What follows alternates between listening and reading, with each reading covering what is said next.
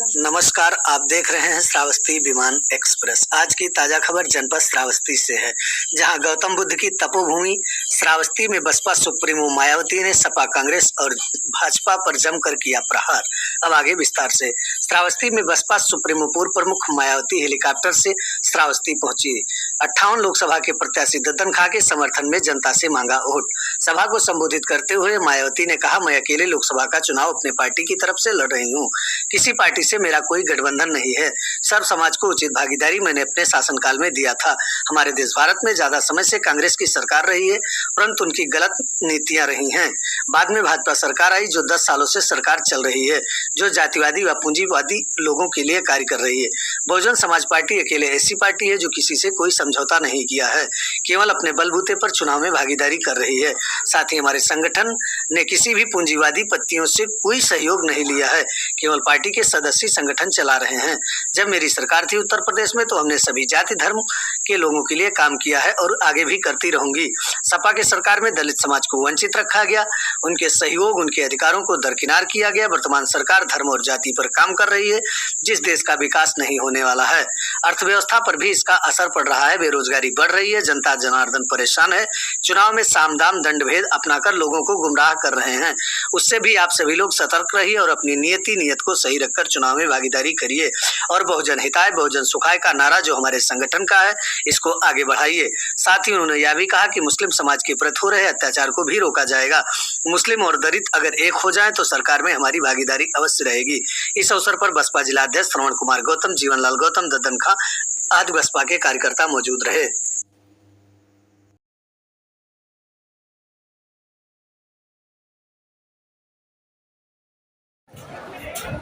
बहुत बहुत धन्यवाद आदरणीय डॉक्टर साहब। मेरे सम्मानित साथी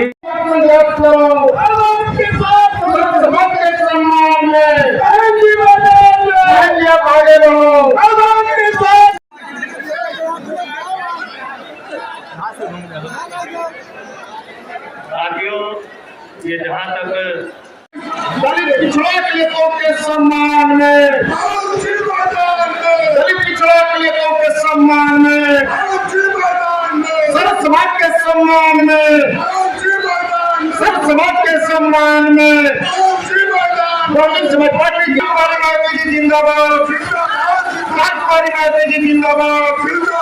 बाबा साहब के भीमराव अम्बेडकर अमर रहे, बाबा साहब के भीमराव अम्बेडकर अमर रहे, श्री राम साहब अमर रहे, श्री राम साहब अमर रहे।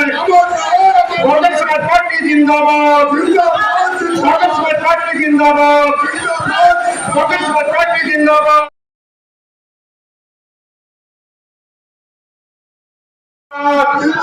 कुमारी मायावती जी जिंदाबाद, कुमारी मायावती जी जिंदाबाद, कुमारी मायावती जी जिंदाबाद।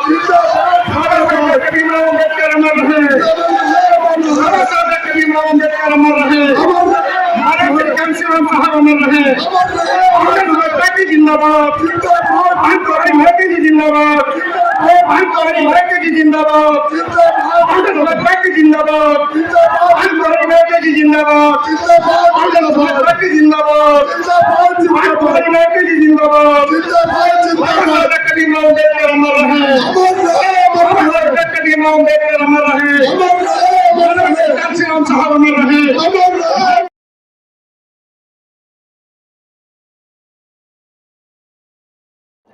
साथियों,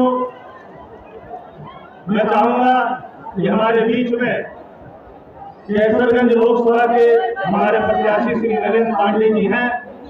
आप जो हमारा आपका सबका चुनाव निशान है, हाथी भेंट करके मान्य बहन जी को हाथी भेंट करने का काम करें।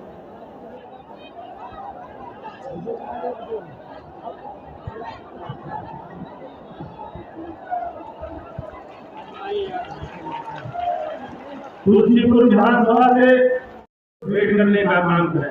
हमारे बहन कुमारी मायावती जी जिंदाबाद, हमारे बहन कुमारी मायावती जी जिंदाबाद। मान्य बहन जी द्वारा आशीर्वाद उपचुनाव कैसे मान्य बहन जी संघर्ष करो, मान्य बहन जी संघर्ष करो। मैं माननीय बहन जी से निवेदन करूँ, चुनावी जनसभा में इकट्ठा हुए पार्टी के सभी छोटे बड़े पदाधिकारी एवं कार्यकर्तागण, आज आप लोग देश में यहाँ अपने उत्तर प्रदेश स्टेट में भी लोकसभा के लिए पूरे आम चुनाव में अपनी पार्टी के उम्मीदवारों के समर्थन में मुझे सुनने के लिए यहाँ इकट्ठा नहीं, बल्कि अकेले ही अपनी पार्टी के बलबूते पर पूरी तैयारी कर दमदारी के साथ ये चुनाव लड़े। इसके साथ ही हमने टिकट बंटवारे के मामले में भी सब समाज के लोगों को उचित भागीदारी दी, जिनको कामयाब बनाने के लिए अपनी पार्टी के लोग पूरे जी जान से लगे। हालांकि आज यहाँ आपकी इकट्ठा हुई अपार भीड़ खराब मौसम होने के बावजूद भी आज यहाँ आपकी इकट्ठा हुई अपार भीड़ के जबरदस्त जो उसको भी देखकर अब मुझे भी ये काफी अच्छा भरोसा हो गया है कि पिछले बार की तरह इस बार भी आप लोग अपने प्रदेश से या लोकसभा चुनाव में अपनी पार्टी का बेहतर रिजल्ट जरूर लाएंगे। इसके लिए अब मैं आप लोगों का ध्यान वो जरूरी बातों की तरफ, केंद्र में काफी राज्यों के लिए सत्ता से बाहर होना पड़ा है तथा ये स्थिति इनकी सहयोगी पार्टियों के लिए बनी रही है, जिसके कारण ही सिर्फ पिछले कुछ वर्षों से भारतीय जनता पार्टी व इनके सहयोगी दल केंद्र एवं काफी राज्यों के लिए सत्ता में काबिज हो गए, लेकिन इनकी भी ज्यादातर रही जातिवादी, पूंजीवादी, संकीर्ण संप्रदाय व द्वेषपूर्ण नीतियों एवं कार्य प्रणाली आदि से तथा इतनी कथनी व करनी में भी काफी अंतर होने की वजह से अब ऐसा लगता है कि इस बार ये पार्टी भी यानी कि भारतीय जनता पार्टी भी केंद्र की सत्ता में आसानी से वापस आने वाली नहीं। यदि ये चुनाव इस बार फ्री एंड क्लियर होता है, वोटिंग मशीनों में भी कोई गड़बड़ी आदि नहीं की जाती है और वैसे भी इस बार चुनाव में इनकी कोई भी पुरानी नहीं चल रही है नाटकबाजी, जुमलेबाजी व गारंटी आदि काम में आने वाली नहीं है, क्योंकि अब देश की जनता काफी हद तक इस बात को समझ चुकी है कि इनकी पार्टी ने अपने देश से विशेषकर गरीबों, कमजोर तबकों,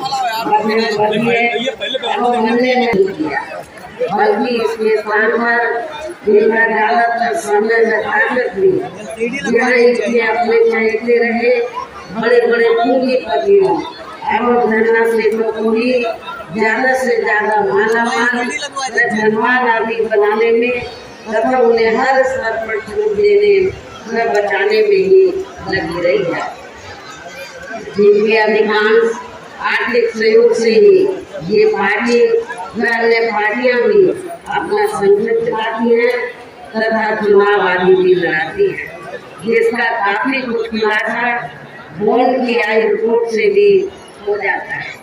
इस संबंध में वैसे आप लोगों को ये मालूम है कि अभी कुछ दिन पहले माननीय सुप्रीम कोर्ट ने बॉन्ड के मामले में जो रिपोर्ट उजागर की है कि किन किन पार्टियों ने बड़े बड़े पूंजीपतियों व धनना सेवकों से पैसा लिया है, जो ये रिपोर्ट उजागर किया है, तो उस रिपोर्ट के उजागर होने के बाद आप लोगों ने देखा होगा कि जितनी भी पार्टियां हैं तो सभी पार्टियों ने तो कांग्रेस पार्टी की तरह ही बीजेपी ने भी केंद्र की तमाम सरकारी जांच एजेंसियों का ज्यादातर राजनीतिकरण ही कर दिया है।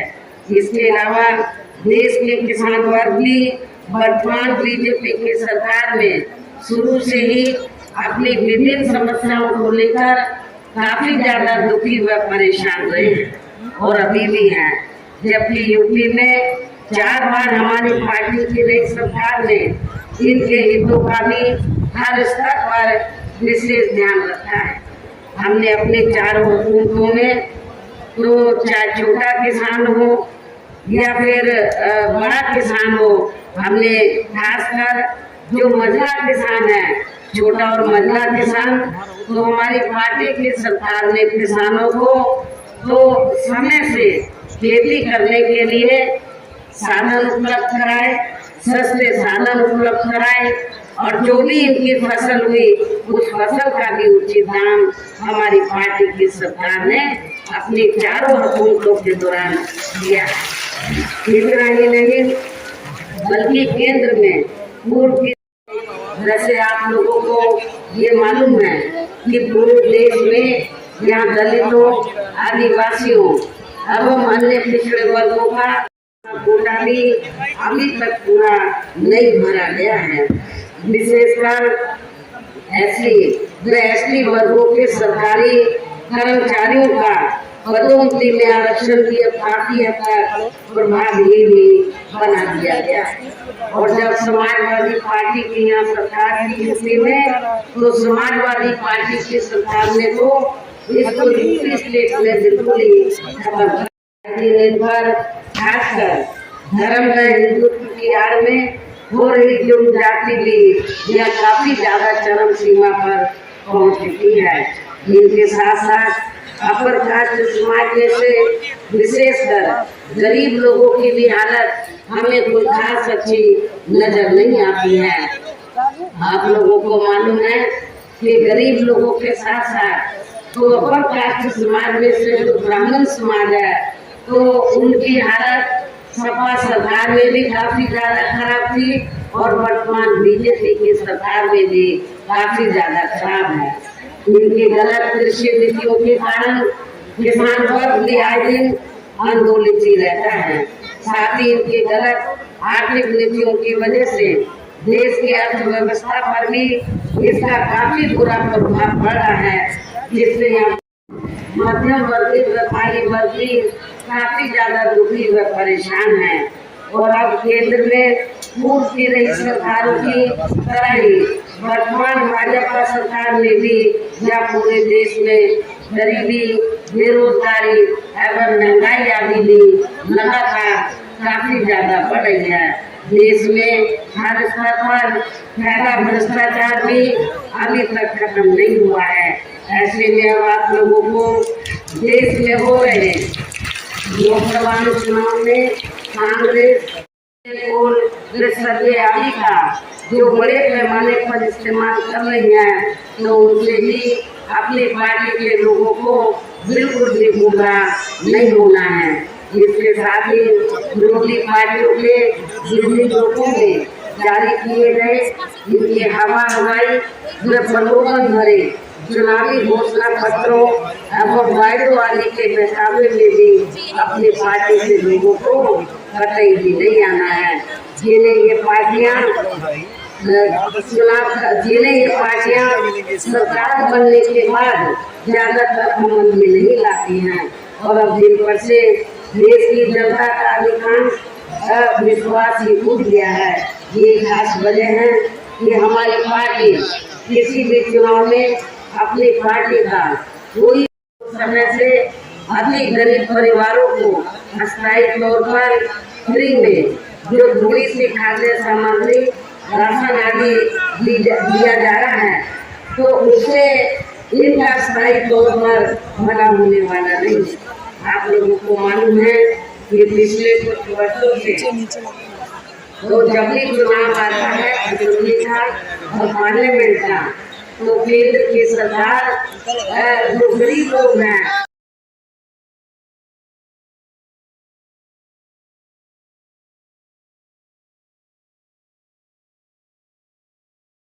इसमें रत्ती भर भी सच्चाई नहीं है, क्योंकि आप लोगों को जो फ्री में राशन दिया जा रहा है ये बीजेपी की मेहरबानी नहीं है, श्री नरेंद्र मोदी जी की मेहरबानी नहीं है।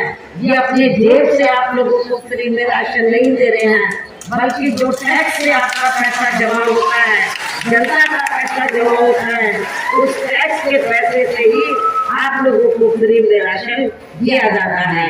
इसलिए आप लोग जो है उनका नमक नहीं खा रहे हैं, अपने टैक्स का नमक खा रहे हैं। इसलिए आप लोगों को इनके व्यापार में कतई भी नहीं आना है। और वैसे भी इनकी ये जटिल समस्या, गरीब लोगों की ये जटिल समस्या देश में हर हाथ को काम देने से ही केवल दूर हो सकती है, जिसकी तरफ हमारी पार्टी की बनी सरकार विशेष ध्यान देगी।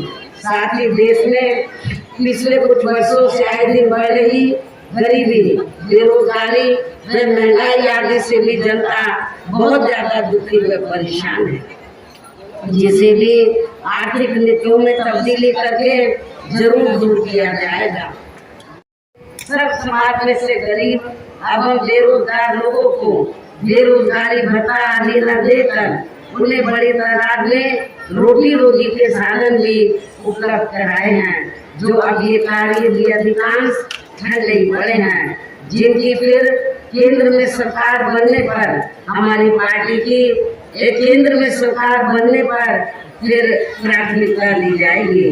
कहने का तात्पर्य ये है, देश में इस समय पूरे लोकसभा चुनाव में एवं अन्य मेहनत लोगों को बिल्कुल भी नहीं आना है, और अब इन्हें ऐसे सभी विरोधी पार्टियों को हर हालत में केंद्र की सत्ता में आने से जरूर रोकना है, जिनकी कथनी व करनी में काफी अंतर रहा है तथा जिन्हें ये लोग वर्षों से आजमा भी चुके हैं।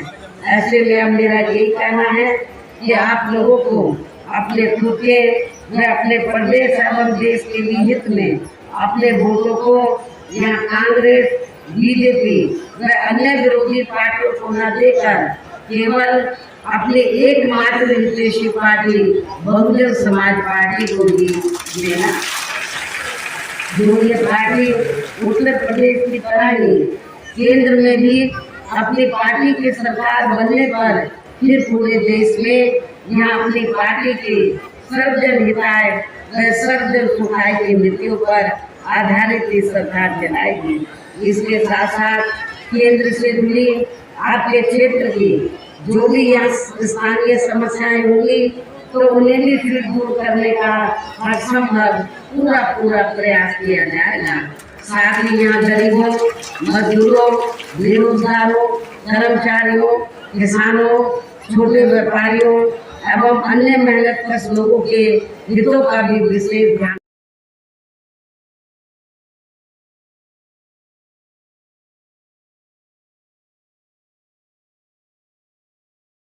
क्षेत्र के बीएसपी के अपने सभी लोकसभा उम्मीदवारों को अर्थात श्रावस्ती लोकसभा की सीट से हमने श्री मुईउद्दीन अहमद खान उर्फ हाजी दफदर खान को हमने चुनाव के मैदान में उतारा। आप लोगों को ये मालूम है कि यहाँ पर मुस्लिम आबादी काफी ज्यादा है। दलितों के साथ साथ यदि मुस्लिम समाज के लोग अपना वोट नहीं बांटते हैं, एक तरफा बीएसपी के कैंडिडेट को दे देते हैं, तो दलित और पिछड़ों के साथ तो मैं आपको दावे के साथ कह सकती हूँ कि इनको कोई चुनाव जीतने से रोक नहीं सकता है। ये अपने वोटों के अंतर से जरूर चुनाव जीते। बहराइच जो सुरक्षित लोकसभा की सीट है, शुरुआत में विभिन्न जातियां हैं। हमने यहाँ से श्री ब्रजेश कुमार सोनकर को चुनाव के मैदान में उतारा। ये बड़े लिखे आपके साथी हैं, इनको भी आपको कामयाब बनाना है। कैसरगंज लोकसभा की सीट से अपर कास्ट समाज में से खासकर ब्राह्मण समाज से हमने श्री नरेंद्र पांडे को अपना प्रत्याशी बनाया। गोंडा लोकसभा की सीट से हमने श्री सौरभ कुमार मिश्रा को चुनाव के मैदान में उतारा है। इनकी भी आबादी कैसरगंज गोंडा में ब्राह्मण समाज की आबादी काफी ज्यादा है। यदि ब्राह्मण समाज के लोग अपना वोट बांटने की बजाय बीएसपी के अपने उम्मीदवारों को दे देते हैं तो फिर ये भी जरूर कामयाब होंगे। आपके इस बेली पाठन मंडल में विधानसभा गैसड़ी में बाई इलेक्शन हो रहा है, तो इस बाई इलेक्शन में हमने मोहम्मद हारिस खान को चुनाव के मैदान में उतारा है। मेरी आप लोगों से पुरजोर अपील है, आप लोगों से यही कहना है कि आप लोगों को वोट पड़ने वाले दिन यहाँ अपनी पार्टी के सभी लोकसभा उम्मीदवारों को बाई इलेक्शन में जो विधानसभा का चुनाव लड़े उनको भी अपनी पार्टी के हाथी चुनाव चिन्ह के सामने वाले बटन को दबाकर इन सभी प्रत्याशियों को जरूर कामयाब बनाना है। इनको विकास और वोटों के अंतर से जरूर जिताकर भेजना है। इस खास अपील के साथ ही अब मैं अपनी बात यही समाप्त करती हूँ। जय भीम, जय भारत।